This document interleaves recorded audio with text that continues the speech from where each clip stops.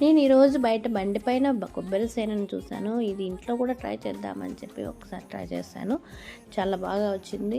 ముందుగా మీరు కొద్దిగా ఆయిల్లో కొంచెం తురుముకున్న కొబ్బరిని అలా లైట్గా ఫ్రై చేసుకొని 2 కప్స్ కొబ్బరి తీసుకున్నాను నేను.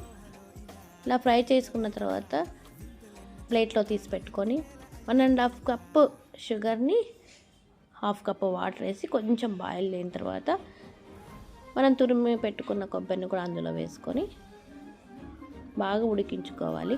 ఆ స్వీట్నెస్ అంతా కొబ్బరికి పట్టిన తర్వాత ఇలా పాకం వచ్చేంత వరకు చూసి ప్లేట్లోకి నెయ్యి రాసిన ప్లేట్లోకి తీసుకొని సమంగా పరిచి చల్లారిన తర్వాత కట్ చేసుకుంటే కొబ్బరి సేన రెడీ అయిపోతుంది. ఇది తినడానికి చాలా టేస్టీగా ఉంటుంది.